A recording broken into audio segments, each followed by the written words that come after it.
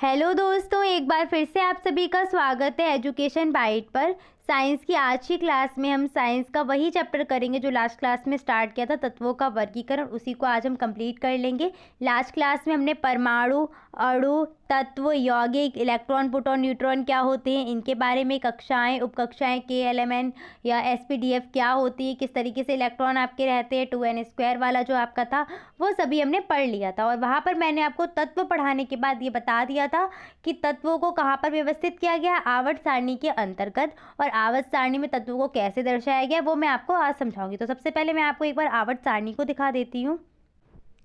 ये रही आपकी आवर्त सारणी। इसमें आपको दिख रहे होंगे एच वगैरह, ये जितने भी दिख रहे हैं ये सब सिंबल है। जो भी तत्व होता है उन सभी तत्वों को आवर्त सारणी में उनके प्रतीक यानी कि उनके सिंबल के द्वारा प्रदर्शित करते हैं। जैसे हाइड्रोजन का हम एच ले लेते हैं, ऐसे ऑक्सीजन का ओ ले लिया तो ये दिख रहा होगा आपको हाइड्रोजन, ये रहा आपका ऑक्सीजन, कार्बन, नाइट्रोजन, इस तरीके से इनको दर्शाया गया है। ये जो आपको पड़ी हुई लाइन दिख रही है इनको हम बोलते हैं आवर्त। और इसी प्रकार से आपकी जो खड़ी हुई लाइन आपको दिखाई दे रही होंगी, ये वाली जो लाइंस दिखाई दे रही हैं ये आपके होते हैं वर्ग या समूह। अगर हम काउंट करें कितने आवर्त और कितने समूह होते हैं तो काउंट कर लीजिए 1 2 3 4 5 6 7। तो 7 आपके आवर्त रहते हैं। अगर समूह की या वर्ग की बात करें तो काउंट करिए, ये खड़ी वाली लाइन 1 2 3 4 5 6 7 8 9 10 11 12 13 14 15 16 17 18, यानी कि आपके 18 हो गए वर्ग या समूह।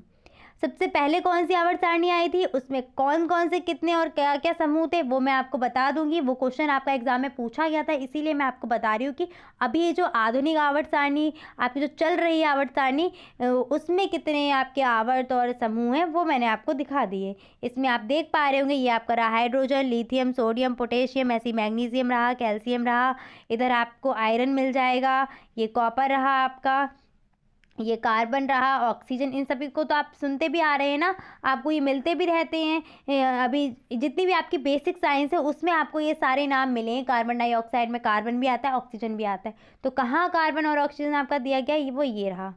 इसी तरीके से कहाँ पे हाइड्रोजन आता है, वो हाइड्रोजन ये रहा। सोडियम, NaCl आप काफ़ी सुनेंगे, तो NaCl में जो Na होता है वो आपका यहाँ पर रहा, और Cl आपका कहीं कहाँ मिलेगा, ये रहा Cl। इस तरीके से ये आपके जो जितने भी तत्व अभी तक खोजे गए हैं उन सभी को यहाँ पर दर्शाया गया है। ठीक है, इनकी जो प्रॉपर्टी है उनके अकॉर्डिंग इनको रखा गया है। ये एक जैसा व्यवहार करेंगे, ये सभी एक जैसा, इस तरीके से इनको इस हिसाब से व्यवस्थित किया गया है। नेक्स्ट उसी पॉइंट को देख लीजिए, आवर्त यानी कि पीरियड क्या होते हैं। तो आवर्त सारणी में बनी 36 पंक्तियों को आवर्त कहते हैं, जो इस प्रकार से आपकी लाइंस थी। वर्ग या समूह क्या होते हैं, तो आवर्त सारणी में बनी ऊर्ध्वाधर पंक्तियों को वर्ग या समूह कहते हैं। जो खड़ी हुई इस प्रकार से जो आपकी लाइंस थी उनको हम बोलते हैं वर्ग या समूह।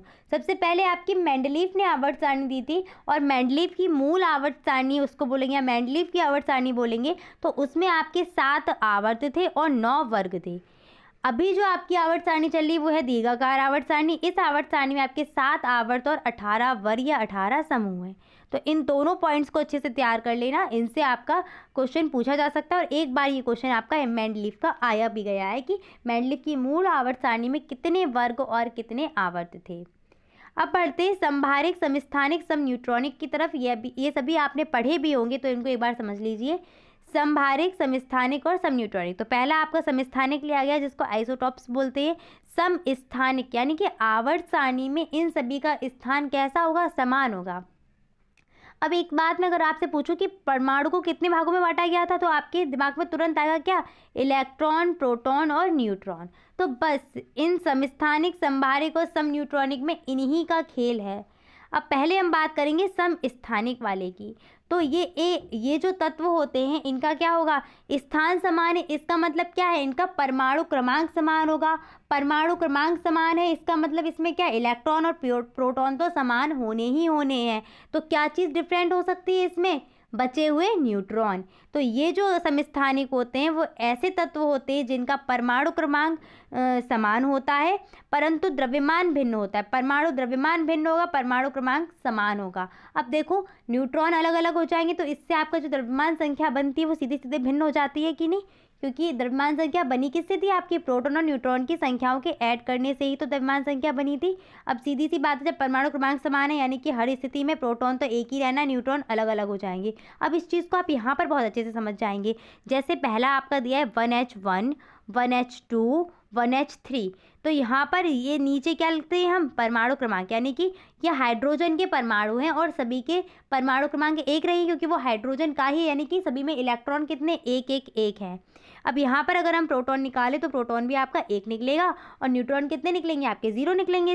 इसमें न्यूट्रॉन कितने निकलेंगे, चूँकि ऊपर का नंबर क्या है 2 है और प्रोटॉन क्या है 1 हो गया, तो बाकी का न्यूट्रॉन कितना निकलेगा, यहाँ पर 1 निकल के आ जाएगा और 3 में से आपका 1 जाएगा, यानी कि यहाँ पर न्यूट्रॉन निकल के आ जाएगा 2।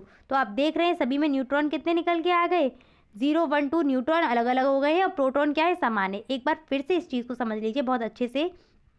देखिए यहाँ पर इसका परमाणु क्रमांक कितना है, 1 है, ठीक है। इस हिसाब से इसमें प्रोटॉन की संख्या कितनी होगी, 1 होगी ना, P+N लिख देती हूँ मैं। प्रोटॉन की संख्या कितनी होगी, 1 होगी और चूंकि इसका द्रव्यमान संख्या कितनी है, 1 ही है, यानी कि 1 में किसको प्लस करेंगे, 0 को प्लस करेंगे तभी तो 1 निकल के आएगी ना इसकी द्रव्यमान संख्या। तो देख रहे हैं यहाँ पर न्यूट्रॉन कितना निकल के आ गया, 0 निकल के आ गया। अगर इसकी द्रव्यमान संख्या की बात करें तो द्रव्यमान संख्या बनी किससे, P+N से ही तो बनी है। यहाँ पर प्रोटॉन की संख्या क्या होती, परमाणु क्रमांक ही होता है तो एक ही हो जाएगी और P+N मिलके यहाँ पर बना कितना रहे हैं, A बनाते हैं, यानी कि A का नंबर इस वाले के लिए क्या है, 2 है ना। तो यहाँ पर आप समझ गए N का नंबर कितना आ जाएगा, N का नंबर आ जाएगा 1। अब बात करें हम इसकी, तो इसको देखिएगा यहाँ पर भी सेम P+N, P का मान कितना है, 1 है और P+N मिलके यहाँ पर कितना बना रहे हैं, 3, यानी कि द्रव्यमान संख्या कितनी बना रहे हैं, 3। तो 1 में कितना ऐड करें, 3 बनेगा, आपका 2 ऐड करेंगे। तो देखिए यहाँ पर न्यूट्रॉन 2 रहे, यहाँ पर 1 रहा, यहाँ पर 0 रहा, यानी कि न्यूट्रॉनों की संख्या अलग है। तो समझ गए यहाँ पर, और न्यूट्रॉन की संख्या अलग, यानी कि उससे क्या आपका द्रव्यमान संख्या भिन्न हो गई, सभी की हो गई कि नहीं भिन्न, 1, 2, 3 सभी की द्रव्यमान संख्या भिन्न है लेकिन परमाणु क्रमांक समान है, वही आपके हो गए समस्थानिक में। इसलिए अच्छे से समझा रही हूँ कि देखिए सभी के पास साइंस नहीं रही होगी, कुछ बच्चे ऐसे हैं जिन्होंने साइंस को बहुत ही पहले पढ़ा होगा, 9th या 10th में पढ़ा होगा, उसके बाद साइंस नहीं रही होगी बहुत बच्चों के पास, तो उनको भी समझ में आना चाहिए कि समस्थानिक, संभारिक, समन्यूट्रॉनिक क्या, ये आपके आगे भी काम में आएंगे। अब यहाँ से क्लियर हो जाएगा कि क्या है आपका परमाणु क्रमांक 1 है, यानी कि आवर्त सारणी में ये हाइड्रोजन क्या है, एक ही स्थान पर तो रहेगा ना जहाँ पर ये है, इसलिए इसका मतलब इसका स्थान समान रहा, तो वही नाम से क्लियर होगा कि समस्थानिक, समान स्थान पर। नेक्स्ट क्या है, समभारिक, यानी कि जिनका क्या होगा, भार समान होगा, आइसोबार्स बोलते हैं इनको। इसका मतलब क्या है, इसमें द्रव्यमान संख्या समान आ जाएगी और परमाणु क्रमांक भिन्न भिन्न हो जाएंगे, ठीक है। तो वही आप देखिए आर्गन, पोटेशियम और कैल्शियम सभी का परमाणु भार कितना है, 40, 40, 40, पर परमाणु क्रमांक कितना है, आर्गन होता है 18, पोटेशियम का 19 और कैल्शियम का 20। तो समभारिक में वो आते हैं जिनके क्या होंगे, परमाणु क्रमांक अलग अलग और परमाणु भार या द्रव्यमान एक। अब ये बताइए कि आवर्त सारणी में इनका स्थान क्या समान होगा, तो स्थान समान नहीं होगा, अलग अलग स्थान पर आर्गन होगा, कहीं पोटेशियम होगा, कहीं कैल्शियम होगा। नेक्स्ट है आपका सम न्यूट्रॉनिक, तो नाम से ही क्लियर है कि जिसमें क्या होगा, न्यूट्रॉन समान हो रहे होंगे। तो विभिन्न तत्वों के ऐसे परमाणु जिनके नाभिकों में न्यूट्रॉनों की संख्या समान हो वो आपके सम न्यूट्रॉनिक कहलाते, जैसे 1H3 और 2He4। इसमें अगर हम न्यूट्रॉन की संख्या निकालें तो दोनों में न्यूट्रॉन की संख्या समान निकलेगी। इसमें न्यूट्रॉन कितने निकलेंगे आपके, 1 + 2 न्यूट्रॉन निकलेंगे, वही P+N ही लगा रही हूँ और कुछ नहीं कर रही हूँ मैं। और यहाँ पर कितने निकलेंगे न्यूट्रॉन, P+N = ए कितना है आपका, 4 है यहाँ पर, तो वैल्यू पुट कर दो n और यहाँ पर 4, तो n कितना निकल आया, 2 निकल के आया ना। इसमें भी n2 है, इसमें भी n2 है, यानी कि न्यूट्रॉनों की संख्या समान है। जिसमें न्यूट्रॉन की संख्या समान होगी वो आपके सम न्यूट्रॉनिक हो जाएंगे। नेक्स्ट आते हैं संयोजकता या वैलेंसी पर, तो इस चीज़ को बहुत अच्छे से समझिएगा। देखिए एक परमाणु आपका H है, एक परमाणु O है, ऐसे CH4 आपने मेथेन गैस सुनी होगी। तो एक किसी भी तत्व का एक परमाणु दूसरे परमाणु जो संयोग कर रहे तत्वों के जो संयोजन की क्षमता होगी ना, कि कितने परमाणु जुड़ेंगे आके, हाइड्रोजन का कितना जुड़ना है, 4 जुड़ेगा, 5 जुड़ेगा, 6 जुड़ेगा, कितना जुड़ेगा, यही तो संयोजकता है कि कार्बन से 4 हाइड्रोजन जुड़ने हैं या फिर 2 कार्बन। जैसे आप एक चीज़ यहाँ पर आप अच्छे से समझ जाएंगे कि आपने मेथेन का सूत्र पढ़ा है CH4 और कार्बन डाइऑक्साइड का सूत्र पढ़ा है आपने CO2। तो कार्बन जो है आपका, इसमें हाइड्रोजन के यहाँ पर 4 क्यों जुड़े हैं, यहाँ पर ऑक्सीजन के 2 क्यों जुड़े हैं? तो यही क्या है, ये संयोजकता है, यही कि कितने परमाणु संयोग करेंगे, यही संयोजकता बताती है। ठीक है, दोनों ही तत्वों के परमाणुओं को पे डिपेंड करती है, हाइड्रोजन पे भी और कार्बन पे भी, यहाँ पर भी सेम कार्बन और ऑक्सीजन दोनों पे डिपेंड करेगी ये। तो एक बार फिर से समझ लीजिए कि तत्वों के परमाणुओं के परस्पर संयोजन करने की क्षमता को ही संयोजकता कहा जाता है। कि कैसे ये जुड़ेंगे, कितने परमाणु चाहिए जुड़ने को, कितने इलेक्ट्रॉनों की ज़रूरत पड़ेगी। यहाँ पर देखिए, यहाँ पर अगला क्या लिखा है, अथवा किसी तत्व के परमाणु के बाह्य कोश में उपस्थित इलेक्ट्रॉनों की संख्या को उस तत्व की संयोजकता कहते हैं। यानी कि जो जिस कोश, बाह्य कोश में जो चक्कर परमाणु लगा रहे होंगे, उस हिसाब से भी इनकी बैलेंसी डिसाइड होती है कि कैसे कितनी बैलेंसी रहेगी इसकी। नेक्स्ट आके देखिए, जैसे आप हाइड्रोजन की संयोजकता देखिए तो हाइड्रोजन का क्या है, हाइड्रोजन का परमाणु क्रमांक 1 ही होता है। अगर KLMN में डिवाइड करते हैं हम तो इस तरीके से फिल होता है, आपका 1 आ जाएगा यहाँ पर। ऑक्सीजन की बात करें तो ऑक्सीजन का कितना होता है, परमाणु क्रमांक 8 होता है ऑक्सीजन का। इसको KLMN में डिवाइड कर दीजिए तो यहाँ पर 2 आ जाएगा और यहाँ पर क्या आ जाता है आपका 6। ठीक है, तो बाह्य कोश में आपका कितना आ जाएगा, 6 आ जाएगा। ऐसे कार्बन की बात करें तो कार्बन का जो परमाणु क्रमांक होता है 6 होता है। KLMN में डिवाइड करेंगे तो कितना आएगा आपका 2 और यहाँ पर आ जाएगा 4। तो इस तरीके से इनके डिसाइड होती हैं। अब सारे परमाणु क्या अपना अष्टक कंप्लीट करते हैं। हर एक परमाणु को चाहिए क्या कि वो स्थायी हो जाए ना, मतलब ये देखिए होता क्या है, आपके इलेक्ट्रॉन वगैरह ट्रांसफ़र होते हैं ना, तो सभी क्या है कि हमको इतने इलेक्ट्रॉन मिल जाएं कि हम स्थायित्व प्रदान कर लें। तो स्थायित्व प्रदान करने के लिए तत्वों को चाहिए होता है क्या, अपना अष्टक कंप्लीट करना, यानी कि अपने बाह्य कोश में 8 इलेक्ट्रॉन को करना ही करना होता है उन्हें। अगर 6 है तो वो क्या करेगा, अब इस चीज़ को यहाँ से समझिए, 4 अलग कर लो। 4 है तो वो जो परमाणु होगा वो चारों इलेक्ट्रॉन को त्याग भी सकता है, ग्रहण भी कर सकता है। ठीक है, सीधी सी बात है, सबको क्या है अपना अष्टक कंप्लीट करना है। 8 अपने बाह्य कोश में परमाणु बनाने ही बनाने हैं।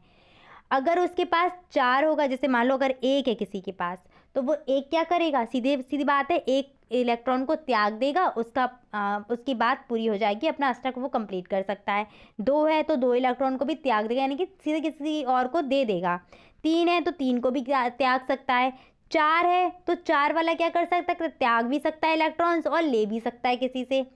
अब ऐसे आगे देखिए 5 वाला होगा तो 5 इलेक्ट्रॉन त्यागने से बढ़िया वो क्या करेगा, किसी से लेने की कोशिश करेगा। किससे, एक ऐसे किसी परमाणु के पास जाएगा जो इलेक्ट्रॉन को त्याग रहा होगा, यानी कि ऐसे जो 1 2 3 वाले हैं ना, इनमें से किसी के पास जाएगा जो इलेक्ट्रॉन को देने वाले होंगे। यानी कि ज़्यादातर 5 और 3 8 मिलके क्या बन जाएगा, संयोग हो जाएगा ना। इस तरीके से ही रहता है। 6 वाला है तो ये क्या करेगा, 6 इलेक्ट्रॉन त्यागेगा नहीं, सीधी सी बात है, किसी ना किसी परमाणु से ग्रहण करने की कोशिश करेगा। कैसे परमाणु से, अब देखिए यहाँ पर ये भी हो सकता है कि ये 6 वाला या तो सीधे सीधे ऐसा परमाणु ले जिसके पास 2 इलेक्ट्रॉन सीधे सीधे त्यागने वाले हो, नहीं तो वो क्या करे, कोई ऐसे परमाणु के साथ संयोग करे जो 1 इलेक्ट्रॉन त्याग रहा हो, तो 1 वाले उसके साथ 2 जुड़ जाएंगे।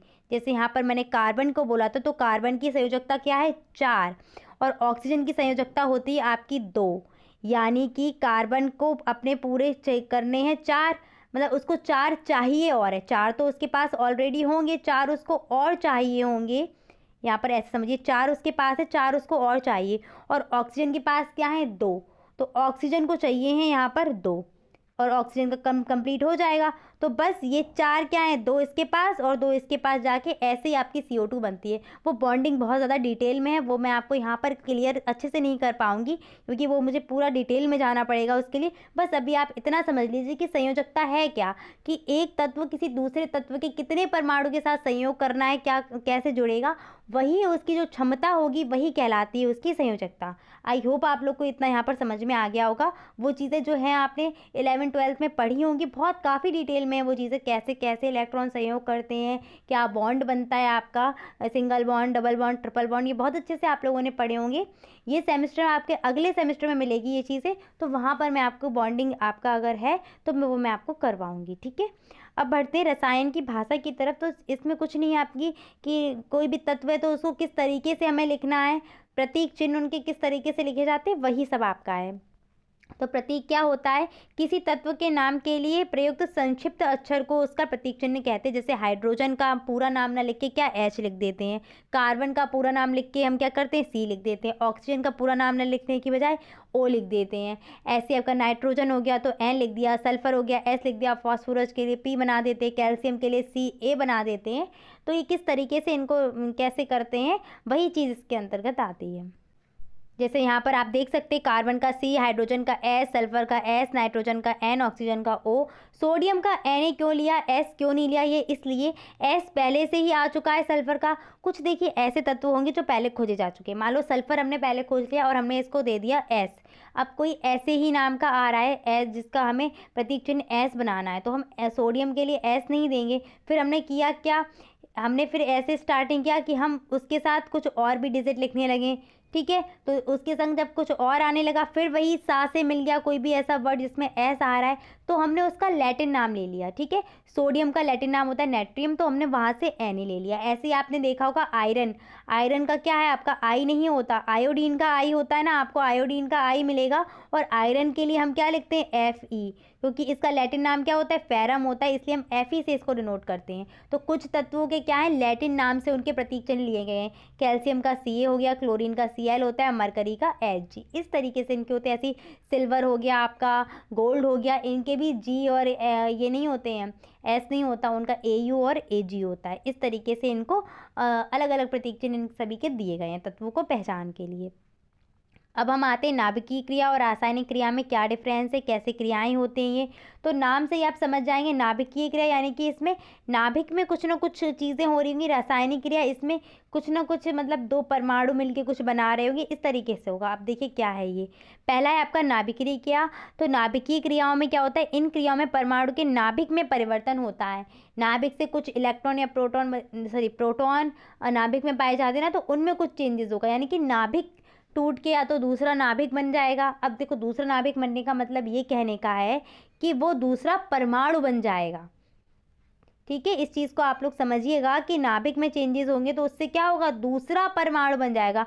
प्रोटॉन की संख्या बदलेगी ना, और प्रोटॉन की संख्या बदल गई यानी कि इलेक्ट्रॉन बदले, और वहाँ पर क्या हो जाएगा, परमाणु क्रमांक बदल जाएगा और आपके दूसरा नाभिक बन जाएगा। तो वही यहाँ पर यानी कि नए परमाणु भी बनते हैं इसके अंतर्गत। जबकि रासायनिक क्रिया में क्या है, परमाणु के बाह्य कोश के इलेक्ट्रॉन भाग लेते, केवल बाह्य कोश में जो इलेक्ट्रॉन, अभी जैसे मैं आपको समझा रही थी ना कि 6 इलेक्ट्रॉन है, तो वो 6 इलेक्ट्रॉन त्यागने की बजाय 2 इलेक्ट्रॉन को ग्रहण कर लेगा, ठीक है। और जिनके पास 2 इलेक्ट्रॉन है वो 2 इलेक्ट्रॉन को त्याग देंगे। तो यही जो त्यागना और ग्रहण करने का काम है, ये सारे आपके किस में आएंगे, रासायनिक क्रियाओं वाले में आएंगे। यहाँ पर आपके क्या बनेंगे, नए यौगिक बनेंगे, जबकि नाभिकीय क्रियाओं में नए परमाणु बनते हैं। नेक्स्ट आइए क्या है, इसमें जब नाभिकीय विस्फोट, आपने नाभिकीय ऊर्जा के बारे में पढ़ा है ना, उसमें होता क्या है, नाभिक में ही कुछ ना कुछ परिवर्तन करते हैं हम, तो वहाँ से अपार ऊर्जा उत्पन्न होती है। मैंने आपको बताया भी था, जब नाभिकीय ऊर्जा बताई होगी तो वहाँ पर ये बताई होगी चीज़ कि जब नाभिकीय क्रियाएं वगैरह होती है तो वहाँ से अपार ऊर्जा उत्पन्न होती है। जबकि रासायनिक क्रिया में ऐसा नहीं होता, बहुत ऊर्जा नहीं, थोड़ी बहुत कम, बहुत ही कम मिलेगी ऊर्जा। नेक्स्ट क्या है, अभिकारकों व उत्पादों का द्रव्यमान समान नहीं रहता। अभिकारक का मतलब है रिएक्टेंट और उत्पाद का मतलब है प्रोडक्ट। जैसे भी आपको मैं रिएक्शन करवाऊंगी इस तरीके से, इधर जो होते हैं वो अभिकारक होते हैं और एरो के इधर वाले आपके प्रोडक्ट होते हैं, ठीक है, इधर रिएक्टेंट होते हैं। तो इस नाभिकीय अभिक्रिया में रिएक्टेंट और प्रोडक्ट के जो द्रव्यमान होगा समान नहीं होगा। क्योंकि इसमें क्या अभी बताया ना आपको कि नया परमाणु बन जाएगा। जब नया परमाणु बना तो उसका द्रव्यमान कम हो सकता है, ज़्यादा हो सकता है, वो अलग बात है। यहाँ पर क्या है, रासायनिक क्रिया में सदैव उत्पाद या जो अभिकारक जो भी बनेंगे उनका वो द्रव्यमान जो होगा वो समान रहेगा। नेक्स्ट आते हैं आपका रासायनिक सूत्र या केमिकल फॉर्मूला की तरफ। तो रासायनिक सूत्र में आपका क्या है कि किसी भी परमाणु में किसी भी, एक बार देख लीजिए, किसी एक ही तत्व के परमाणु या विभिन्न तत्वों के परमाणु आपस में संयोग करके अणु बनाते हैं। इन्हें प्रतीकों द्वारा निरूपित करने को ही रासायनिक सूत्र या केमिकल फॉर्मूला भी इसको बोला जाता है।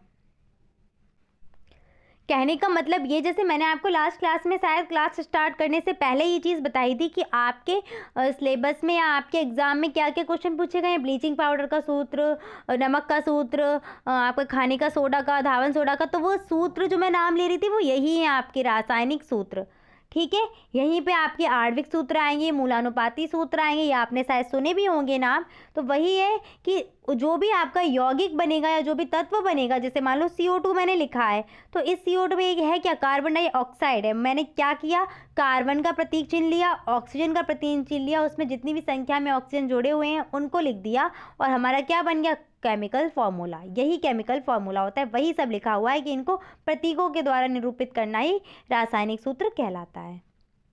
नेक्स्ट यहाँ पर देख लीजिए, ओजोन को O3 से करते हैं, उसका फॉर्मूला, नमक का NaCl हो गया, जल का H2 हो गया। अभी मैं आपको सारे केमिकल फॉर्मूला बता दूंगी जो भी इंपॉर्टेंट है आपके लिए। अब बढ़ते रासायनिक सूत्र कितने प्रकार के होते हैं, तो ये 2-3 प्रकार के होते हैं। आपका पहला है मूलानुपाती सूत्र। मूल अनुपात, समझ में आ रहा है ना आपको, मूल अनुपात यानी कि एक यौगिक में जितने भी आपके आ रहे होंगे तत्व, उनका मूल अनुपात कितना होगा, वो बताने के लिए आपका कौन सा है, मूलानुपाती सूत्र। यानी कि वह सूत्र जिससे किसी यौगिक के अणु में उपस्थित विभिन्न तत्वों के परमाणुओं की सरल अनुपात में संख्या का बोध होता है, उसको बोलते हैं मूलानुपाती सूत्र। यहाँ पर समझिएगा, ग्लूकोज का सूत्र क्या होता है, C6H12O6, यानी कि 6 कार्बन 12 हाइड्रोजन और 6 आपके ऑक्सीजन। अगर यहाँ से अगर हम इसका अनुपात बनाए तो क्या बनेगा, 6:12:6। 6 तो कॉमन है ना, तो 6 कॉमन लो, 6 कम 6, 6 दूनी 12 और 6 कम 6, यानी कि मूल अनुपात क्या बना इसका, 1:2:1। इतनी बात समझ में आ गई। अब इस 1:2:1 से ही सूत्र बना लो। ये 1 अनुपात है किसका, कार्बन का, तो 1 कार्बन ले लिया, 2 अनुपात हाइड्रोजन का तो H2 ले लिया, और 1 अनुपात ऑक्सीजन का तो क्या बना, CH2O। यही क्या है, ये ग्लूकोज का मूलानुपाती सूत्र है। इतनी बात समझ में आ गई, CH2O ये क्या है, ये ग्लूकोज का मूलानुपाती सूत्र है। ठीक है। अब बढ़ते हैं आणविक सूत्र की तरफ। तो आणविक सूत्र का मतलब है कि उसमें जितने भी परमाणु होंगे उनकी वास्तविक संख्या को दर्शाना होता है आपका आणविक सूत्र। यानी कि वह सूत्र जिससे किसी यौगिक के अणु में उपस्थित विभिन्न तत्वों के परमाणु की वास्तविक संख्या का बोध होता है, वो कहलाता है आपका आणविक सूत्र। जैसे ग्लूकोज का जो मैंने आपको फॉर्मूला बताया था, C6H12O6, वही क्या है, आणविक सूत्र है ग्लूकोज का, ये रहा C6H12O6। और मूलानुपाती सूत्र क्या था ग्लूकोज का, CH2O, यानी कि मूल अनुपात। इस चीज को आप समझ गए होंगे। ऐसे अगर चीनी का आणविक सूत्र, तो चीनी का आणविक सूत्र क्या होता है, C12H22O11, ये होता है चीनी का आणविक सूत्र। तो ध्यान रखिएगा, चीनी का हो गया, और अभी तो मैं आपको करवा दूंगी एक आध इम्पॉर्टेंट, तो उनको देख लीजिए। वही आपका आ गया कुछ महत्वपूर्ण सूत्र। तो पहला है आपका कास्टिक सोडा, ये आपका होता है NaOH, इसको बोलते हैं हम सोडियम हाइड्रोक्साइड। अगर आप चाहें तो लिख सकते हैं सोडियम हाइड्रो। वैसे इतनी टफ चीज़ आपके एग्जाम में नहीं आएगी, फिर भी कुछ कह नहीं सकते हैं एग्जामिनर का कि कैसा है वो, तो इसको अगर आप चाहें तो लिख लीजिएगा सोडियम हाइड्रोक्साइड। इसको क्या बोलते हैं हम, सोडियम हाइड्रोक्साइड। सोडियम हाइड्रोक्साइड लिख लीजिएगा, कास्टिक सोडा का फॉर्मूला है ये। नेक्स्ट फिर आपका है खाने का सोडा। तो खाने का सोडा का सूत्र होता है NaSCO3।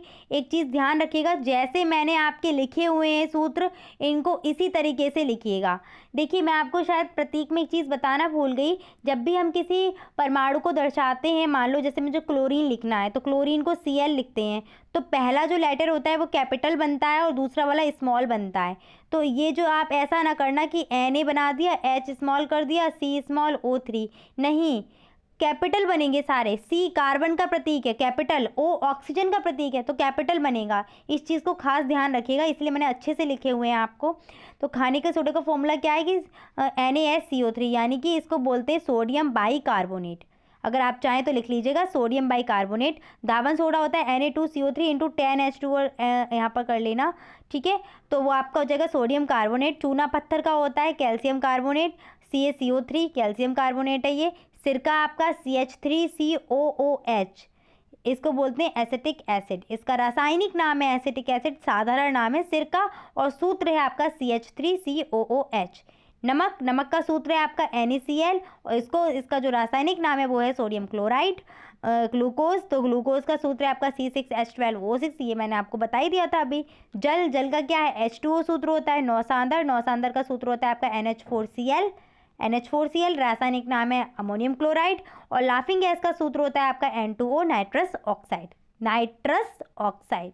इस चीज़ को ध्यान रखिएगा। जिनके मैंने आपको नाम बोले हैं रासायनिक नाम, अगर आप चाहें तो आप इनको नोट कर सकते हैं। इंपॉर्टेंट है चीज़ें, अगर आप पढ़ लेंगे तो आगे काम आ जाएंगी। ये ऐसा तो है नहीं कि नॉलेज बेकार जाएगी। कब नॉलेज एक ऐसी चीज़ है कभी बेकार नहीं जाती, हमेशा कहीं ना कहीं आपको काम आएगी ही। नेक्स्ट हम पढ़ते हैं रासायनिक समीकरण की तरफ, केमिकल इक्वेशन। तो देखिए क्या होती है, किसी रासायनिक क्रिया में भाग लेने वाले अभिकारकों व अभिक्रिया के फलस्वरूप प्राप्त होने वाले उत्पादों को उनके प्रतीक सूत्र तथा सूत्र के द्वारा निरूपित करने को ही रासायनिक समीकरण कहते हैं। जैसे यहाँ पर एक समीकरण मैंने आपको दिया है, NaOH सोडियम हाइड्रोक्साइड और HCl, ये आपके क्षार है, ये आपका अम्ल है। अगला टॉपिक जो आपका है वो पास पड़ोस में होने वाले परिवर्तन, और उसके बाद जस्ट आपका अम्ल क्षार लवण ही है, तो वहाँ पर ये आपकी इक्वेशन आनी भी है। और वहाँ पर हो सकता है मैं आपसे क्वेश्चन पूछ भी लूँ कि यहाँ पर क्या बनेगा उत्पाद। तो यह ध्यान रखना आप, जब अम्ल और क्षार की रिएक्शन होती है तो एक लवण बनता है, यानी कि आपका सॉल्ट बनेगा, और एक आपका बनता है जल। ये बनना ही बनना है हमेशा। अभी यहाँ पर सिर्फ इक्वेशन को समझिएगा। तो ये रहा आपका NaOH, ये रहा आपका HCl, ये मिलके क्या बन गया NaCl और H2O। ये जो पूरा लिखा हुआ है यही क्या है, ये आपके रासायनिक समीकरण, इसी को बोलते हैं केमिकल इक्वेशन। आज की क्लास में बस इतना ही। आपका ये पूरा चैप्टर खत्म हो चुका है। मिलेंगे नेक्स्ट क्लास में। जितना भी इस चैप्टर मैंने कराया सारा इंपॉर्टेंट है, खासकर आपका आवर्त सारणी का हो गया, वो आपके रासायनिक सूत्र हो गए, वो इनको बहुत अच्छे से तैयार कर लीजिएगा। 2 क्वेश्चन आपके यहाँ से आने ही आने हैं, वो सीधे आपके 1 से 2 नंबर में क्वेश्चन आ जाएंगे सीधे, अति लघुत्तरी या फिर आपके ऑब्जेक्टिव अब यहाँ से बनेगा। तो बहुत अच्छे से इस चैप्टर को तैयार कर लेना।